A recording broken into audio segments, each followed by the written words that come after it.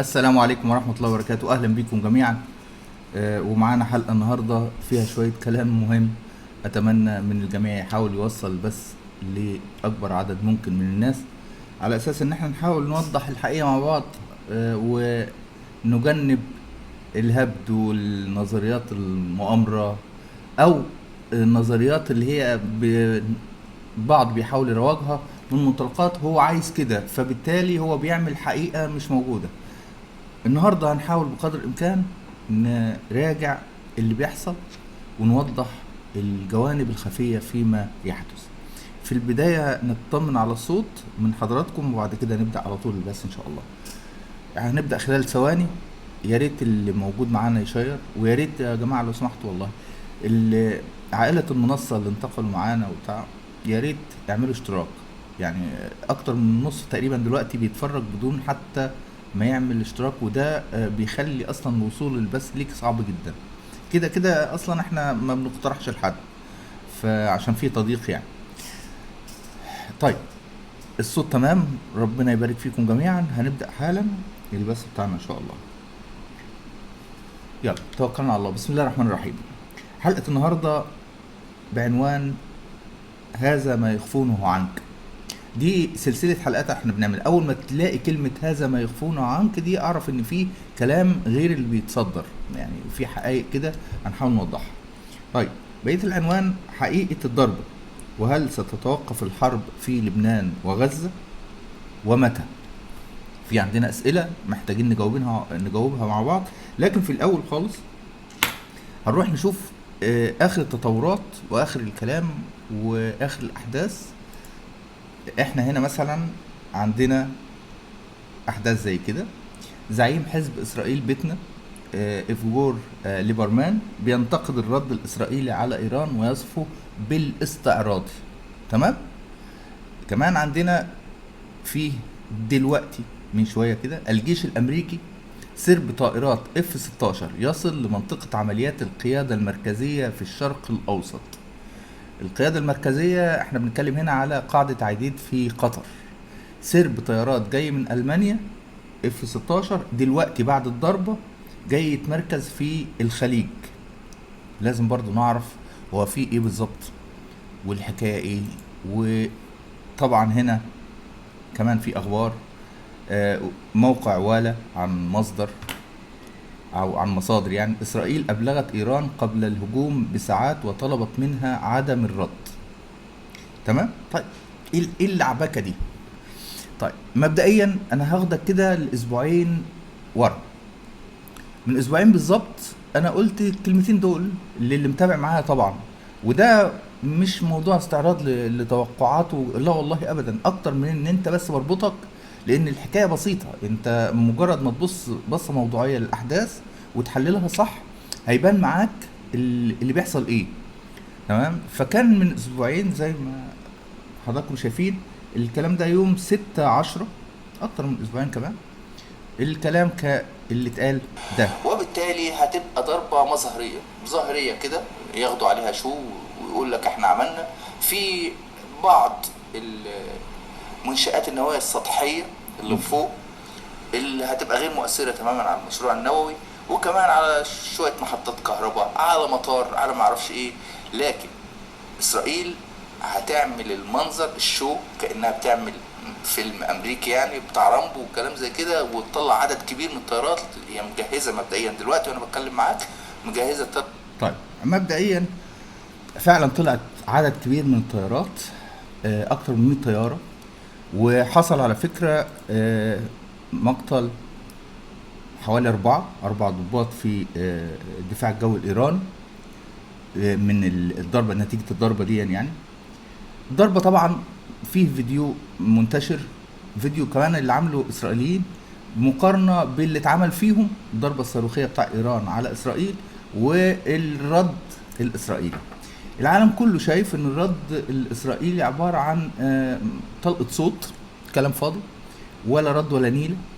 في طبعا كتير، ويعني وانا منهم كنت اتمنى ان اسرائيل تغلط الغلطة الكبيرة وترد رد حقيقي، علشان الرد على الرد يكون حقيقي وقوي والحكاية تاخد شكل تاني. لكن من الواضح ان الحكاية اتطبخت كويس جدا خلال الفترة اللي فاتت، وحصل مفاوضات وحصل كلام، واطراف الاتفاق اللي نتج عنه الضربة دي، ودي ضربة انا بسميها ضربة تسوية. وده بالظبط اللفظ اللي احنا اتكلمنا عليه بالظبط من اسبوعين فاتوا. قلنا ان في احتمال كبير ان يكون الضربة ضربة تسوية. يعني ايه ضربة تسوية؟ يعني ضربة آه تبان معاك انها ضربة ورد وكل الاطراف يستفيدوا. بالنسبة لحكومة نتنياهو تقول لهم شفتوا احنا ضربنا وعملنا وودينا 100 طيارة اللي هي بقى الضربة الهوليودية او الضربة الاستعراضية او ويضحكوا عليهم، لدرجة ان هم امبارح وهم بيعملوا الضرب بينفذوا الضربة جابوا على الشاشة صورة لتفجير قديم، والاسرائيليين مسكوه، لان هم بقى اللي متابعين الحكاية يقولوا انتوا بتضحكوا علينا ولا ايه؟ ده انتوا بتضحكوا على قيادات الجيش بتاعكم. تمام. فالمنظر طبعا كان امبارح مسخره، مع ان احنا كنا طالعين قبليها بساعات.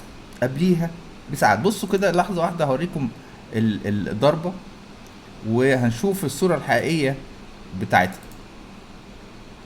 بص لحظه واحده، دي الضربه او الصوره اللي هم جايبينها للضرب بقى، ويقولوا بصوا ده احنا دربكنا الدنيا فين؟ في ايران. ده مين؟ جالنت اهو في مجلس الحرب تحت الارض في اللي هم كانوا قاعدين فيه، وبيقول لك احنا خلاص بقى احنا بندمر ايران. نفس الصوره طبعا طلعها له بقى ناس من اسرائيل يعني، وقالوا له انت هتضحك علينا ولا ايه؟ نفس الصوره اللي انت عارضها دي، الصوره دي بتاريخ 3 يونيو 2021. انت هتصيع يعني؟ انت جايب صوره بقى لها 3 سنين مش في ايران اصلا. طب ايه اللي بيحصل؟ وهل اسرائيل متوقع او يعني طبيعي انها تعمل كده؟ لا، ما احنا شايفين ادائها في الشرق الاوسط. دي حرفيا بتحرق الاخضر واليابس، بتتعامل عدت كل الخطوط الحمراء. مفيش حاجه اسمها قواعد الاشتباك، مفيش كل الكلام ده. امال ايه اللي بيحصل في ايران وليه اسرائيل الرد بتاعها كان رد استعراضي بهذا الشكل ومش رد حقيقي؟ لان باختصار، والاجابه على السؤال ده يعني باختصار، الموضوع مش في اسرائيل بس. اسرائيل طرف من مجموعه اطراف في خلال الفتره اللي فاتت تم طبخ الامر بحيث انه يطلع بالشكل ده ويرضي جميع الاطراف. مين هم الاطراف دول اصلا؟ الاطراف دي على راسهم كانت امريكا اللي داخله على الانتخابات 10 ايام وهتبدا، واي لعب في موضوع الطاقة والبترول وتصعيد كبير وحرب شاملة هتوقع الحزب الديمقراطي مباشرة. تمام؟ ده الطرف التاني الإسرائيليين نفسهم اللي كانوا كذبوا الكذبة وصدقوها وفاقوا على الكذبة دي في جنوب لبنان. جنوب لبنان اللي بقى له أكتر من 20 يوم اللي راح فيه بالنسبة لهم يعني تمام فطايس كتير جدا، اكتر من المعدلات اللي هم متوقعينها. ولو تفتكروا زمان كان في حلقه بعنوان المصيده، وكنت بقول فيها يا رب يغلطوا الغلطه بتاع جنوب لبنان، لان دخولهم جنوب لبنان ال10 اللي هيدخلوا هيطلع منهم بالكتير 2 3 يعني. وده اللي بيحصل. امبارح انت بتتكلم على امبارح بس، انا مش هقول لك النهارده حاجه تانية واول امبارح حاجه تانية. امبارح بس في 6 دبابات ميركافا انتهوا باللي فيهم. الاعداد اللي قالوا لك عليها قال لك احنا راح من عندنا 10، لا هم مش 10. شوف كل دبابة فيها كام واضرب في 6 بس في عملية واحدة، ده غير العمليات التانية، غير القصف اللي شغال. فبالنسبة لهم جنوب لبنان مع الوقت ومع الايام، بعيدا عن الصورة اللي بتظهر لك دي يعني البروباجندا اللي هم بيحاولوا يصدروها لك، في الحقيقة جنوب لبنان كانت بالنسبة لهم مستنقع هم نزلوا فيه وعايزين يطلعوا بسرعة. لذلك ده اللي برر التصريح بتاع رئيس الأركان الإسرائيلي أهو بيقول لك إيه: يمكن إنهاء الحرب على جبهة لبنان لأنه تم القضاء على القيادة العليا لحزب الله. تمام؟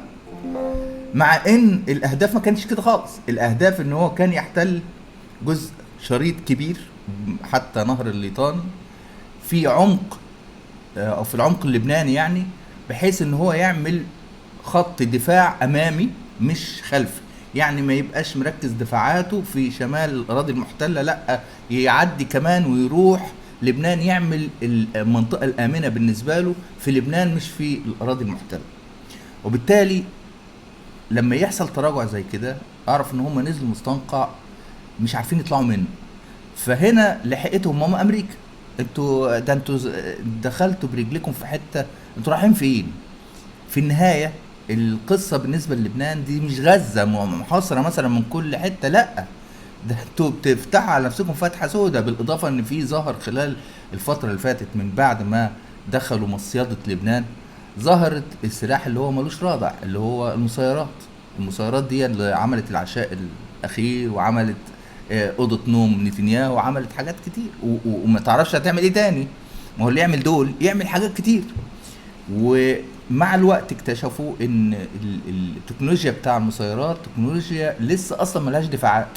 فكل الهجص وهنجيب ساد من امريكا عشان تحمينا، والقبه البلاستيكيه، كل ده اتحطم على مرتين. المره الاولى القصف او الضربه الايرانيه لاسرائيل، الضربه الصاروخيه الحقيقيه 100% والقويه 100%، واللي قلنا في الوقت ده للناس اللي كانت بتقول مسرحيه، يا جماعه مش كل حاجه نظريه المؤامره والمسرحيه، لا، الضربه كانت حقيقيه جدا وكانت قويه جدا وانتهكت يعني تعتبر كده بالبلدي زي ما احنا بنقول، فشخت حاجه اسمها اكذوبه القبه البلاستيكيه بتاع اسرائيل. وبالتالي كان لها ما بعدها، وما بعدها اللي تبان عليه يعني هو اللي انت بتشوفه او اللي انت شفته امبارح من الرد الاسرائيلي اللي هو الاستعراضي ده. تمام. طيب كده احنا قلنا طرفين، امريكا، اسرائيل عايزه تنجز لان عايزه تقفل ملف لبنان، وشافت من بعد الضربه الصاروخيه الايرانيه ان المعادله فيها ارقام جديده ظهرت، وفيها حسابات غير بتاعتنا خالص. الاول يا جماعه كانت اسرائيل بتستبيح اي دوله بما فيهم ايران تروح تضرب، وتضرب العراق وتضرب سوريا، المفاعل العراق ومش عارف ايه، وكانت شغاله على موضوع ايران طول الوقت. اما دلوقتي بيحسبوا كل خطوه قبل ما بياخدوها، لان المعادله اختلفت. فيه خط انتاج لصواريخ باليستيه في ايران، فيه مسيرات ايران فيها التكنولوجيا بتاع المسيرات اللي في ايران متقدمه، تعتبر من اعلى تكنولوجيات الدرون في العالم. وهم نفسهم قالوا على في تصريحاتهم يعني، وعلى منصاتهم بيقولوا ان التكنولوجيا اللي ايران بتشتغل بيها هي الاحدث في العالم دلوقتي. وان كمان التكنولوجيا اللي عندنا الامريكيه، لما في اي درون بيسقط منا في لبنان ولا بتاع، بعديها باسبوع بيحصل هندسه عكسيه وبنلقاه بيضربنا نفس البتاع. فقال. وبعدين غير كده ان اسرائيل نفسها في حاله من الناحيه الاقتصاديه، ومن ناحيه كمان العالميه، يعني فيما يتعلق بالراي العام وحرق صوره اسرائيل اللي هم قعدوا يصرفوا عليها مليارات، بان اسرائيل الديمقراطيه الوحيده في الشرق الاوسط والجيش الاكثر انسانيه في الشرق الاوسط ولا في العالم. لا للاسف الهبل ده كله والكذب ده كله راح. وبالتالي في حصل تقليب للراي العام وانكشاف للوجه الحقيقي لاسرائيل على مستوى الراي العام الغربي، وده اخطر ما يهم اسرائيل. ولذلك الاستمرار في نفس الخط ده انت بتتكلم في زوال الكيان ده نفسه. كتير حذروا من القصه دي بالنسبه لاسرائيل يعني. تمام. طيب يا جماعه والله هي في مشكله كبيره، انا ما اعرفش اليوتيوب اشمعنى معنا، يعني في تقريبا ناس واخده سقف اكتر من كده، بس عادي بتساب. لكن هو المشكله انهم بيخافوا من الحقيقه، واضح جدا جدا. طيب يا ريت اللي معانا يدعم لو سمحتوا. وبالتالي فانت عندك طرف امريكي، طرف اسرائيلي من مصلحته ان الدنيا تتلم. في طرف مهم جدا جدا وهو دول الخليج. دول الخليج طبعا معاهم مصر، لان كان دول الخليج ومصر بيحاولوا يقفلوا الليله يعني القصه دي. وهي دي الدول اللي غالبا شوف وزير الخارجيه الايراني زار اي دول، مصر والخليج، وانت تعرف ايه الحكايه. دول الخليج طرف اصيل في الاتفاق اللي نتج عنه الضربه اللي انت شفتها دي، لان كانت مصلحتها تتضرر مباشره من التصعيد. عارفين اسرائيل هترد رد قوي مثلا يعني، ورد شامل في ضربة لإيران. إيران هترد ضربة أقوى، وإيران بترد فيه في النص الكوبري الخليجي ده هيتدرول، يعني هيدشول بمعنى أصح. يعني هيحصل استهداف لأبار البترول الخليجية والمصالح الخليجية وقفل مضيق هرمز وشغلانة تانية خالص. فاللي كان طول الوقت عمال يلف وبيجتهد انه يخلص من القصة دي كانت دول الخليج. طبعا بتضغط في كل الاتجاهات، بتحاول تتواصل مع كل الاطراف بحيث ان يا جماعه كده احنا رايحين في دشوله. ده الموضوع مش بس مقتصر على ابار البترول، لا ده العروش نفسها، عروشنا نفسها مهدده دلوقتي، واحنا حبايبكم ما ينفعش تسيبونا كده. فخلوا نتنياهو يبطل جنان وهبل وعبط واجرام بتاع، مش هينفع الكلام ده، احنا حبايب. وبالتالي طرف دول الخليج كان من مصلحته يعمل. في طرف تاني كان في الطبخة ومش ظاهر، لكن كان بيشتغل على ميه باردة زي ما بيقولوا كده، وهو الطرف الروسي. الطرف الروسي له حسابات ومصالح. وهنا يا جماعة انا قلت كلمة امبارح حد عقب عليها تعقيب غريب جدا، كأنه منفصل وكأنه في عالم موازي. بقول ان كل دول العالم باستثناء الدول العربية بتشتغل لمصلحتها بشكل براجماتي. يعني ايران بتشتغل لمصلحتها بشكل براجماتي، تركيا بتشتغل لمصلحتها بشكل براجماتي، كل الدول الغير عربية الاسلامية حتى منهم بيشتغلوا لمصلحتهم. وما تقدرش تلوم حد انه بيشتغل لمصلحته. ليه؟ لان انت ما بتشتغلش لمصلحتك الا الدول العربية. الدول العربية بتشتغل لمصالح الغرب، وش هي شغالة علشان تخدم على مصالح الغرب مش مصالحها.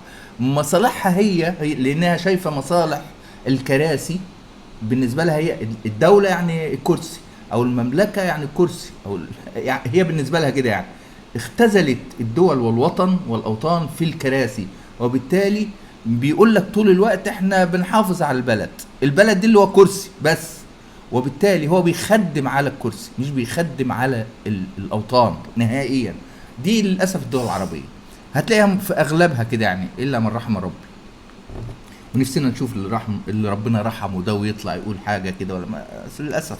لكن ماشي، الزمن هيثبت. فاحنا عندنا تاني الطرف الأمريكي، الطرف الإسرائيلي، طرف دول الخليج، الطرف الروسي، والطرف الإيراني. طيب هل من مصلحة إيران إن الموضوع يروح في حرب شاملة؟ لا خالص.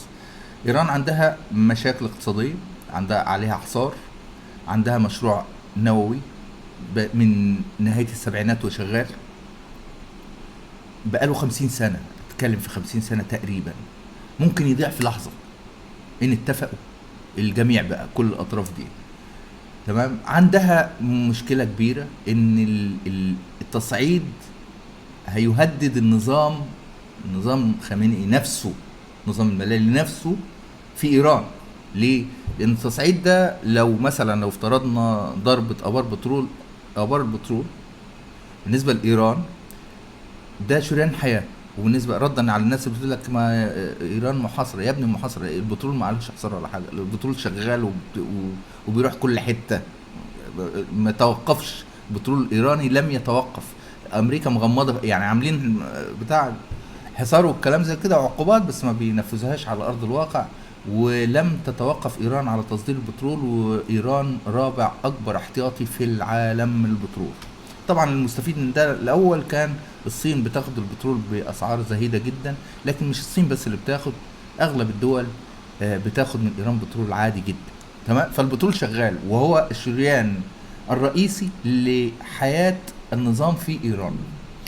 والقطع ده معناه انهيار النظام الحاكم في ايران، ومش من مصلحه النظام الحاكم في ايران ان التصعيد يوصل ل يعني ضرب ابار البترول. عندهم ابار البترول يمكن دلوقتي في المرحله الحاليه لا تقل في الاهميه عن المشروع النووي، لان المشروع النووي برضو من الحاجات اللي طول الوقت النظام الايراني بيصدرها ان هو القادر على جعل او تحويل ايران من قوه يعني تابعه او قوه ضعيفه لقوه نوويه، والدخول للنادي النووي في العالم، وان بقى ما حدش يعرف يتكلم معاها والكلام زي كده.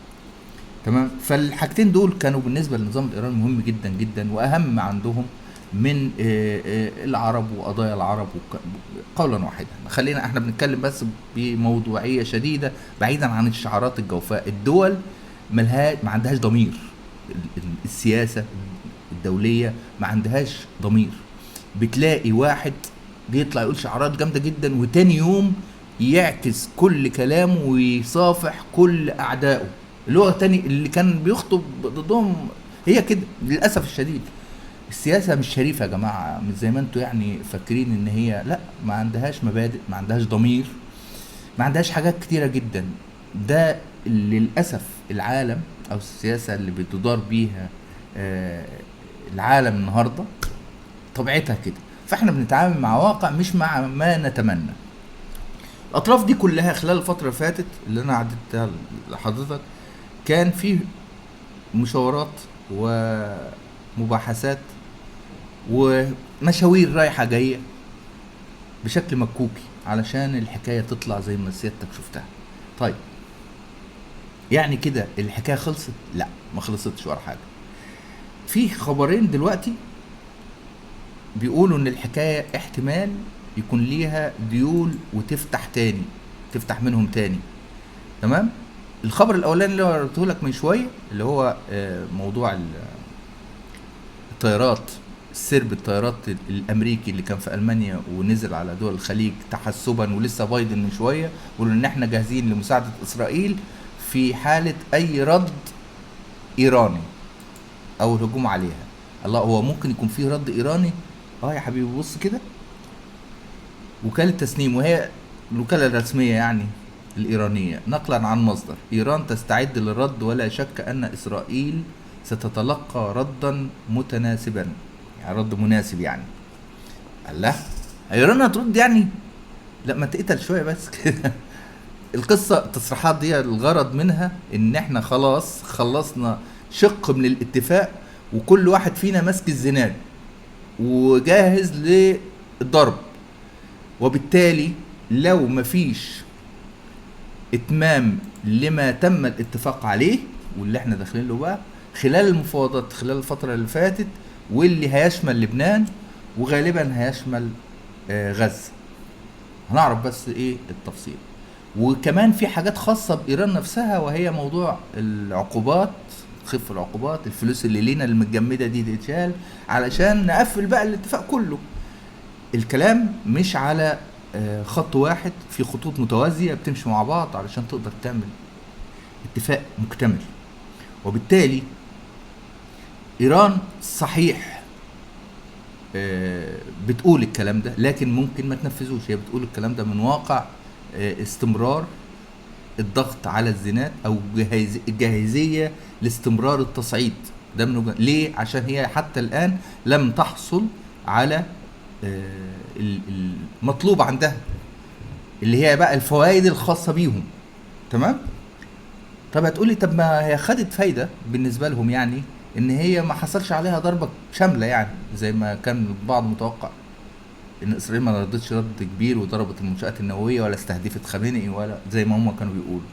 تمام. لا، القصة مش كده. الموضوع زي ما قلت لك احنا هنا انت بتتكلم كده في حلول جزئية، انا بتكلم بصفة عامة. لما فيه دولة بتفكر في مصلحتها بتفكر في كل النقاط. الصوت بيقطع. طيب حد يأكد لي تاني كده يا جماعة لو الصوت بيقطع ولا حاجة. حد يأكد لي لو الصوت بيقطع.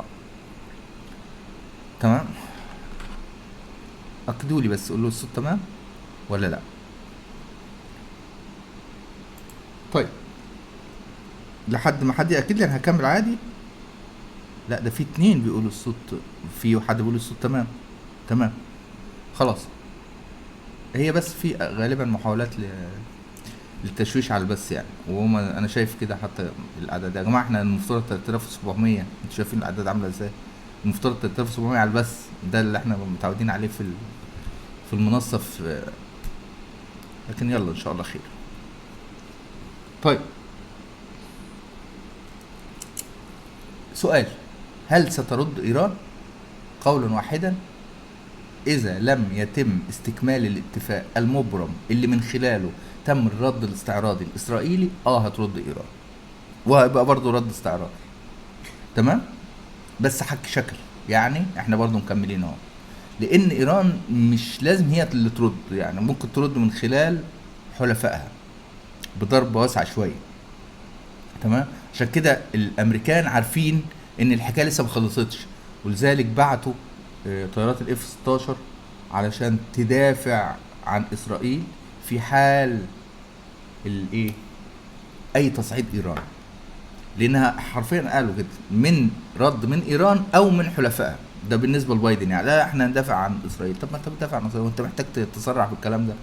دي بنتكم اللقيطه يعني. طيب في سؤال ما خدتوش بالكم منه، عشان في طرف كده انا ما ذكرتوش، لكن هذكره مع السؤال ده تحديدا، طرف في الليله دي يعني. هو الطيارات الاسرائيليه عدت منين؟ حد سأل السؤال ده؟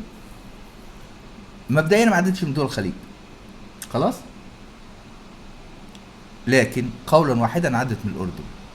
الله، مش كانت المفترض ان ايران بتهدد اي حد، اي دوله تعدي منها الطيارات الاسرائيليه في الضربه دي يعني انها تضربها؟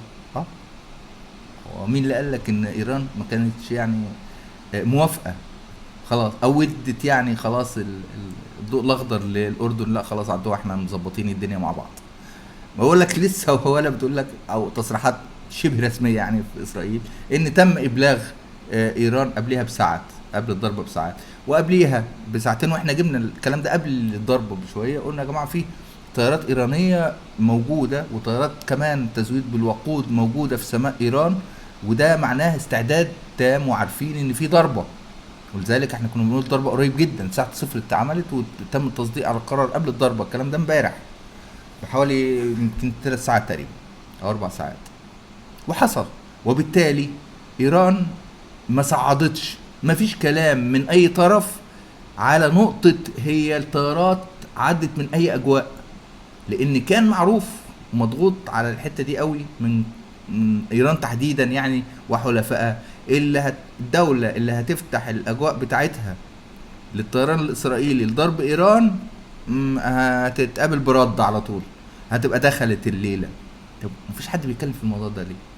علشان الموضوع شامل، الحل ده شامل كل الاطراف تقريبا، ومن ضمن الامور يعني والسيناريو بتاع الضربه ان الطيارات هتطلع هتضرب الاماكن الفلانيه والفلانيه والفلانيه زي ما انتم عارفين. تمام. واحنا بنعرفكم اهو عشان بس ما يبقاش فيه ضحايا مدنيين، لان الاماكن دي بغض النظر عن اهميتها او عدمه، لكن هل فيها بني ادمين ولا لا، فيها ناس ولا لا، احنا مش عايزين ضحايا. ولذلك في مشكله دلوقتي ان في 4 ضحايا في ايران، ودي عامله مشكله، احنا مش متفقين على كده. تمام. وبالتالي طبيعه الضربه، اماكنها وميعادها، وكمان الطريق بتاع الطيران اللي هينفذ الضربه دي، كان كل ده تم المناقشه فيه قبل ايام من الضربه. سيبك من حكايه ساعات لا، الكلام متناقش بالشكل ده من ايام طويله. ومعنى كده ان انت كده شفت وعرفت نص اللي تم الاتفاق عليه، اللي هو الضربه لحد الضربه خلاص. طب ما بعد كده، هل الاتفاق لحد الضربه بس؟ لا، اي مفاوضات بتبقى مفاوضات شامله. يعني يا جماعه خلاص بقى، انتوا عملتوا غلطتوا غلطه وتم الرد عليها بقوه من ايران، اللي هي غلطه يعني استشهاد اسماعيل هنيه واللي حصل من اسرائيل في حقه، وبعديها حسن نصر الله، والرد الايراني الصاروخي اللي زي ما قلت لكم في الوقت ده رد حقيقي.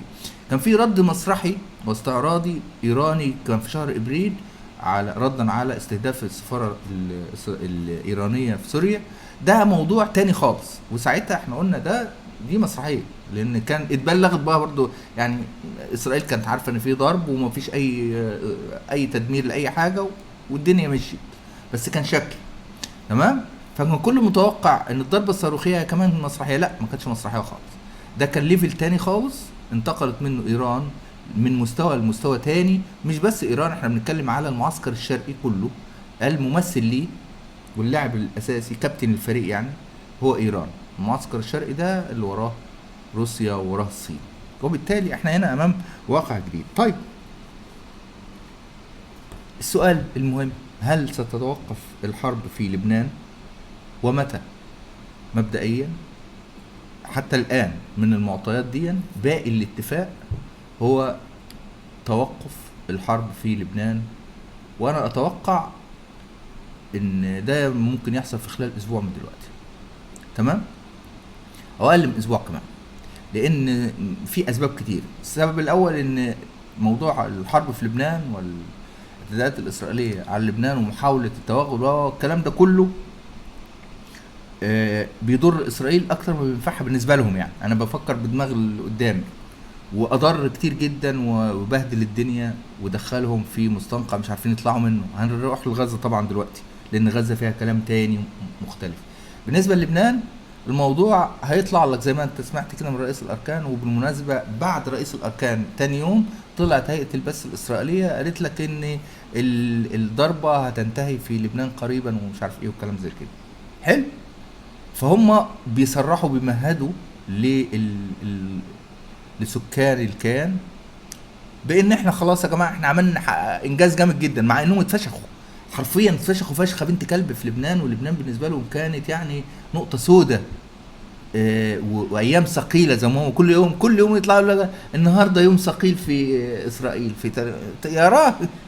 طيب انتوا لسه ما شفتوش سواد اللي هيحصل ايه. هيلموا نفسهم في موضوع لبنان، وهم من مصلحتهم ده، وطبعا من مصلحه ايران ده، وطبعا من مصلحه امريكا، وطبعا من مصلحه حد مهم جدا ما بنتكلمش عليه كتير، وهي فرنسا. فرنسا الحليف الاول للبنان يا جماعه. فرنسا بالنسبه لها لبنان حتى الان هي بتعتبر ان هي المستعمره بتاعتها مثلا. يعني هي طبعا مش مستعمره ولا حاجه، لكن هي اهم دوله عربيه بالنسبه لفرنسا بصفه خاصه يعني. تمام. وبالتالي فرنسا قلبت شويه على اسرائيل بعد ما حصلت الضربه دي، وبالتالي اسرائيل بدات تخسر كتير من الضربه اكتر من مكاسبها. وفرنسا شغال على، يعني كان انت عارف عندك في اوروبا كان في جانبين. تمام. ايرلندا واسبانيا وعدد كده من الدول كان مع او خلاص يعني بقى ضد اسرائيل بشكل معلن. لكن فرنسا والمانيا كانوا على خط مستقيم، وبريطانيا طبعا. ومش بتكلم على دول الاتحاد الاوروبي، انا بتكلم على دول اوروبا يعني سواء كان في الاتحاد او لا. تمام. وبالتالي انت هنا الشويه اللي كانوا معانا اللي هم المانيا وفرنسا وبريطانيا طلعت منهم واحده، تلتهم راح، والتلت ده بيلعب النهارده عشان يمنع اسلحه وكلام زي كده، فكانت بتخسر. وعشان كده بقول لك موضوع لبنان هيتقفل، وانا شايف انه ممكن يكون في خلال اسبوع من دلوقتي، اقل كمان من اسبوع. طب غزه، وهل الاتفاق اللي حصل قبل الضربه واللي نتج عنه الضربه بهذا الشكل شمل لبنان وغزه ولا لا؟ انا اعتقد انه شمل لبنان وغزه. مفيش معلومات يا جماعه، محدش هيقول لك معلومات 100%، لان الكلام ده بتبقى مباحثات سريه جدا. في اطراف منهم ما يعرفوش ايه اللي حصل، يعني في اطراف بتتباحث طرفين، التالت ما بيعرفش هو الاثنين دول اتفقوا على ايه. لكن في الاخر كلهم بيطلعوا لخطوط عريضه. الخطوط العريضه بتقول ضربه خفيفه استعراضيه نقفل بيها الحكايه، ودي اسمها ضربه تسويه، يعني بعد كده ما يحصلش فيها انفجار الموقف تاني، ونقفل فيها الموقف. تمام. طيب يا جماعه في حد بيقول الصوت تاني؟ طيب وبالتالي خليكم معايا لحظه واحده. وبالتالي عندنا بعد ما خلاص خلصنا يعني توقعاتنا فيما يتعلق بالحرب في لبنان، غزة بقى هنسأل نفس السؤال: هل ستتوقف الحرب في غزة ومتى؟ تمام. لكن هنضيف كمان سؤال: كيف ستتوقف الحرب في غزة؟ غزة غير لبنان. غزة فيها 42 ألف شهيد. غزة دمرت تقريبا بالكامل. غزة محاصرة، ولذلك الظروف في غزة مختلفة تماما عن الظروف في لبنان. غزة فيها مقاومة، فيها مقاومة محدش عارف يكسرها على مدار سنين طويلة فاتت، مع انهم استهدفوا قيادتها فغزة مختلفة. طب هم ممكن يكونوا فكروا يحلوا الموضوع ده ازاي؟ لان استمرار غزة، ما هو اللي حصل ده كله بسبب اللي حصل والاجرام في حق غزة. تمام، دخلت لبنان ودخلت اليمن ودخلت سوريا والعراق وايران، والدنيا كانت رايحه في حرب عالميه ثالثه. وعلى فكره يا جماعه الموضوع ما تقفلش 100%، احنا بس بنتكلم على الفتره دي بيتم يعني لم الامور والسيطره على الموقف قبل الانفجار، يعني لانه كان خلاص. تمام. طب غزه تاني، هل ستتوقف الحرب في غزه؟ ناخد واسال سؤال. اه، ان شاء الله. امتى؟ ده هيكون خلال فترة بسيطة، بس طبعا مش اسبوع، هتبقى اكتر من كده بشوية. لكن فيه سؤالين تانيين مهمين جدا. متى؟ احنا قلنا في خلال ممكن اسبوعين على سبيل المثال، ممكن شهر. ستقفل ازاي يعني بعد ده كله؟ كده خلاص بطلنا وهوب؟ لا، ده عندك في غزة في شوية حاجات عشان تقول غزة هيتوقف فيها الحرب. لازم تحط إجابات لأسئلة تانية. هو إيه اليوم التالي للحرب؟ فاكرين اليوم التالي للحرب؟ مين اللي هيحكم غزة؟ ده بالنسبة للأطراف دي. خلي بالك أنا بفكر بدماغهم وبحاول أطلع بنتائج واستقراء واستشراف لما سوف يحدث. تمام؟ إيه اللي هيحصل؟ يعني احنا كده خلاص هنوقف الحرب وإسرائيل ترجع وخلاص على كده وبعد ده كله يعني؟ تمام؟ لا، هم الاطراف كلها على فكره، ومن ضمنها وعلى راسها الاطراف العربيه، الدول العربيه اللي هي موجوده يعني في المشاورات دي. مفترض ان كله من مصلحته ان يبقى فيه حكومه جديده تحكم قطاع غزه. حلو. اسرائيل عايزه ايه؟ اسرائيل عايزه تاخد التلت الشمال اللي فوق اللي فيه جباليا، تامنه، تفتحه كده. تمام، ويكون ده المنطقه الامنه، مش جوه العمق بتاع الاراضي المحتله بقى من جوه. لا، ده هو عايز تاخد من العمق في غزه كمان، يعني غزه واسعه قوي، عايزين ياخدوا تلتها كده. تمام، ده اللي اسرائيل عايزاه. امريكان عايزين ايه؟ الامريكان عايزين غزه بلد مدجنه وتحت اداره من حكومات مواليه عربيه. حلو. دي الامريكان. الحكومات العربيه عندهم بعبع خطير جدا اسمه الحماسيه. تمام، عشان بيخافوا من الاسم، وشايفه ان ده شكل من اشكال المقاومه، خطر على عروشهم نفسها. ما هو لو الناس عندنا في الشعوب بتاعتنا بدات تشوف الاسلوب ده، ما ممكن يحصل معانا الكلام ده. فمش من مصلحتهم ان يكون فيه بقعه، اي مساحه كده في العالم العربي والاسلامي فيه اخلاق بالشكل ده، وفيه قوه وفيه شكيمه وفيه عزيمه وفيه كرامه بالشكل ده. لا لا لا، احنا لازم ده يتغير. فعليهم خطر مباشر ان تفضل غزه زي ما احنا شايفينها، وتلاقي الكرسي وتلاقي العصايه وتلاقي ابو ابراهيم وتلاقي اساطير بتتعمل هناك في مساحه قد كده. ده انتوا كده بتفضحونا يا جماعه. وبعدين في مبدا احنا طول الوقت مفعلين، تود العاهره ان كل نساء العالم عاهرات. احنا ما ينفعش يبقى في وسطنا حد بالقوه دي، وما ينفعش يبقى في وسطنا حد حلو كده، ما ينفعش. احنا لازم كلنا نبقى زفت، كلنا ننام على بطوننا، فاي حد هيقف فينا هيكشف اللي نايمين على بطوننا. وبالتالي للاسف النظم العربيه من مصلحتها ان يتم تحطيم الشكل ده في غزه، وبالتالي بتفكر على اليوم التالي للحرب ومين اللي هيروح. وبالتالي هو ده السبب اللي اكتشف مؤخرا يعني ان في قوات اماراتيه عسكريه موجوده، واللي كشفت ده الصحفيه بتاع الغرب لما طلعت قالت اللي وصلني اصلا واللي حماني عساكر اماراتيين. وفيه كلام ان في تحقيقات حصلت مع معتقلين في غزة من عساكر اماراتيين. الكلام ده كله حطه مع بعض كده، هتقول ان في لازم علشان الحكاية تتقفل في غزة من وجهة نظرهم وبناء على ان هم يعني خدوا خطوات خلاص، والاتفاق والضربه طلعت اهي كيوت وحلوه واستعراضيه، ويلا هنصالح الدنيا على بعض ونلم الدنيا. وبالنسبه لغزه، طيب غزه احنا عايزين ايه؟ عايزين خلاص نتفق كلنا برضو زي ما اتفقنا على الضربه الاستعراضيه الاسرائيليه، نتفق كلنا على اليوم التالي للحرب في غزه. مين اللي هيحكم القطاع؟ نجيب بقى الايه، حكومه محمود عباس والسلطه الفلسطينيه، ونغذيها ب يعني بدعم عربي ودعم غربي، ولا نعمل ايه؟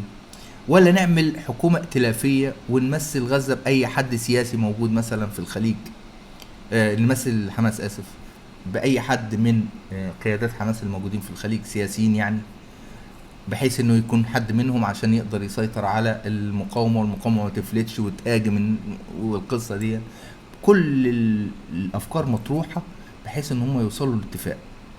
تمام. في كمان المشكله اللي هم بيخلصوها، ودي اللي بقول لك ممكن تعطل شويه الوقت، وهو موضوع احتلال شمال القطاع. حتى الان هم بيعملوا تهجير، واسرائيل بتحاول تسابق الوقت وبترتكب كل الجرائم عشان تهجر الشمال، اللي هو جباليا والمناطق دي يعني، اللي هو التلت الشمالي في قطاع غزه. تمام. ليه؟ علشان تسيطر هي عليه ويبقى ده خط الدفاع الامامي بالنسبه لها. الكلام ده مش هيمشي، مش بالساهل، لان في الاخر خالص عقلوا الكلام. هم اصلا قطاع غزه مش كبير، ده صغير جدا ومكتظ بالسكان اساسا، ما ينفعش تاكل تلته. دي حاجه. غير كده ان مين اللي هيسمح لك بده؟ يعني هو انت شايفهم هم المساحه كامله بالنسبه لغزه كانوا سايبين يعني وراضيين؟ لا، ده كانوا شغالين عليك، كانوا فاشخينك. فانت بتتكلم على ناس العيل من بطنهم بيتولد معاه سلاح، او يعني خلاص مقاوم.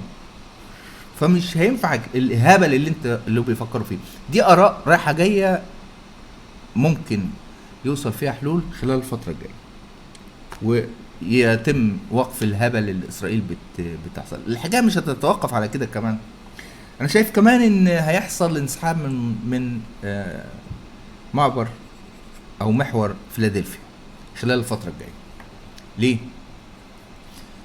وارد جدا يحصل ان موضوع الشمال، وخلي بالك كله ماسك في بعضه، يعني شمال غزه يتم اقتصار المنطقه الامنه بالنسبه لهم لمنطقه صغيره، وفي مقابل ان باقي القطاع خلاص ما يكونش فيه اسرائيل، يعني اسرائيل ما تكونش محتله القطاع كله، وكمان تبتعد عن محور فيلادلفيا، والمحور يكون يعود تاني لإدارة اللي هتدير القطاع، اللي هتبقى جايه باتفاق الجميع وبرضا الجميع يعني.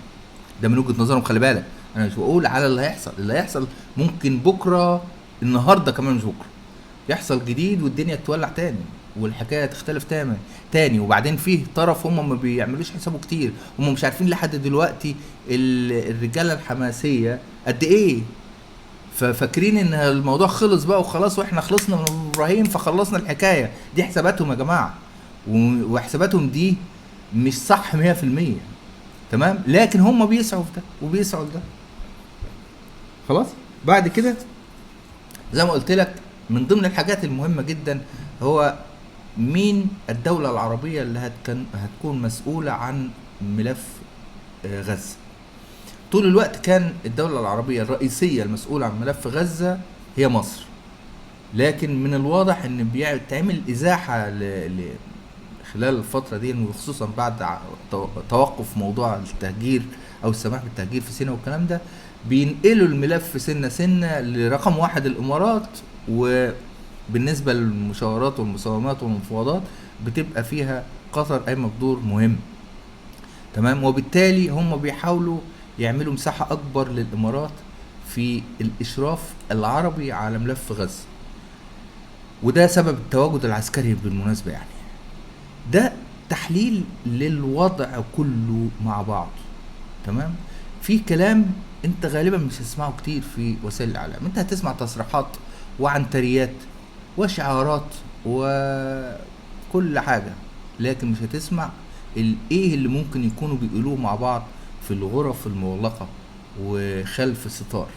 حاول انا وانت ندخل كده نروح عاملين الستاره ونبص، انتوا تقولوا ايه يا اولاد الكلب؟ احنا كده بنحاول نعمل الكلام ده. ولذلك مهم جدا ان احنا نشوف الصوره على حقيقتها، مش زي ما هم عايزين يوروها لنا، لان الموضوع بالنسبه لنا مختلف تماما. طيب هو ليه كده؟ ايه اللي بيحصل ده؟ ليه احنا كعرب مفعول بينا طول الوقت؟ ليه؟ هل السبب ان اسرائيل قويه؟ هل السبب ان امريكا مثلا قويه فدعم اسرائيل ومقوياها؟ لا، السبب احنا ضعاف. احنا للاسف الشديد وصلنا لاسوأ واحط فترات حياتنا كلها، فترات تاريخنا كله كأمة عربية. وصلنا لمرحلة منحطة قولا واحدا. لما تشوف، لحظة بس، معلش انا عدت الفيديو ده قبل كده بس لازم تشوفوه تاني وتالت ورابع وعاشر والف. شايفين يا جماعة الفيديو ده بتاع اليهود، في شباب اليهود في امريكا، شباب يهود في امريكا طالعين بيهتفوا لدعم اسرائيل، لدعم فلسطين.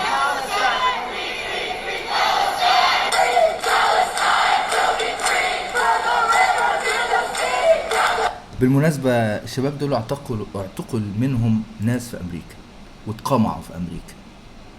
اعتقل من مش بس خايف لحسن يعتقلونا، لا، اعتقل من شباب يهود وفي امريكا. 26,000 مظاهرة وفاعلية في اوروبا بس، مش في امريكا كمان، في اوروبا بس، طلعت دعما خلال السنة اللي فاتت لفلسطين. 26,000 في 600 مدينة. تقدر تقول لي كم مظاهرة طلعت لفلسطين؟ بالمناسبة ربنا يبارك في الشباب في اسيوط. الشباب في اسيوط طلعوا امبارح، وده كان شيء مشرف ايا كان عددكم، بس احسن من مفيش. يا جماعة العيب عندنا احنا كلنا، لان حتى اللي فينا قاعد بيدعي. هو انت مطلوب منك تدعي بس؟ ربنا سبحانه امرك تدعي بس؟ انت على فكرة يعني حتى في قضاء حوائجك انت كده متواكل، تمام؟ فانت كده بايع الدنيا. اوعى تفتكر ان انت نجوت بدعوتك، ان يا رب يعني فك اسر الناس. لا يا حبيبي، كل واحد فينا له دور. على فكرة مفيش ولا واحد اسمه ملوش دور، مهما كان ضعفك، راجل او ست، كل واحد له دور يعمله. الكلمة بتغير. الكلمة اللي احنا قلناها على السوشيال ده، تمام، بتوقع ناس وبتطلع شباب، عشان احنا نقلنا لهم الصورة دي، فبتطلع شباب يهود في امريكا بيعملوا ده، بتوقع حكومات في اوروبا. كلمة. انا مش بقول لك روح، مع ان ده الواجب دلوقتي كلنا نروح ونقف، لكن فقه الواقع بيقول ان ده خلاص احنا اصلا محبوسين. احنا كلنا اسرى ومحتلين ما عدا غزة. كلنا عارفين ليه؟ عشان غزة الوحيدة اللي ما فيهاش جيش، بسم الله ما شاء الله، جيش عربي يعني عرمرم، ما فيهاش نظام عربي، مش موجودة في الجامعة العربية. مسخرة. بصوا يا جماعة، انك تواجه مرضك هتبقى بداية اول خطوات الشفاء. اما انك تقول طول الوقت ده انا جامد جدا، ده انا ما عنديش اي حاجة خالص، ده انا مش عارف ايه، انت كده راجل عبيط وماشي في خط نهايتك. انت كلامك ده معنى ان انت بتخبي عيوبك وامراضك، فانت كده بتساعد في ان المرض ينهي عليك ويقضي عليك خالص. فالمرض عندنا احنا الاول نشفى منه. ونشفى منه ازاي؟ كل واحد على قد ما يقدر، كل واحد على قد ما يقدر. ولا كل واحد فينا له دور. الكلمه اللي انت بتقولها وبتكتبها على صفحتك ولا على حسابك، الشير اللي انت بتعمله، اللي بيقدر يطلع، اللي بيقدر يترجم الكلام ويكتبه بالانجليزي. عندنا عشرات الملايين من العرب موجودين في اوروبا وفي امريكا، اكتبوا وعرفوا الرأي العام. طالما ان احنا ضعاف ان احنا نغير الواقع في العالم، فنخلي الأقوى منا اللي هم الناس دي الأحرار، لأنهم هم بيجيبوا حكامهم، وإحنا حكامنا اللي بتجيبنا للأسف وتمشينا هناك، هم اللي بيمشي الحكام. خليك ناصح، وصل الحقيقة للناس اللي بتجيب الحكام. بما انك مش قادر تجيب حكام، فوصل اللي يجيبوا الحكام اللي بيحكموا العالم وبيعملوا الخريطة وبيعملوا الأحداث اللي بتتم عليك وعلى الجميع. فكفاية سلبية لحد كده، مفيش حاجة تاني اهو عشان محدش يكتب. بس نعمل ايه؟ دي روح شوف لك تربة تنفسك فيها. مفيش حاجة اسمها نعمل ايه، كل واحد يعمل اللي يقدر عليه. هتتحارب. انا واحد زي حالاتي، وانتوا عارفين اللي بيحصل معانا ايه. حرفيا انت عايزين يقصوا لساننا خالص عشان ما نتكلمش. وغيرنا في ناس اعتقلت، وفي ناس اتهددت، كتير. هل ده خلينا نتوقف؟ لا. طب ما خلاص بقى نقعد نروح نموت احسن يا جدعان. نتعلم من اعدائنا هم بيعملوا ازاي، بيصروا ازاي، مع ان اصرارهم ده لا في الحق لا معاهم حق، وكمان اسلوبهم اجرامي. ومع كل ده هم مصرين يكملوا اللي هم عايزين يكملوه، واحنا مصرين نفضل مفعول بينا. كفايه بقى يا امة لا سمح الله، كفايه، عشان ربنا مش هيسامحنا على السكوت ده. اللهم اني قد بلغت، اللهم فاشهد. السلام عليكم ورحمه الله وبركاته.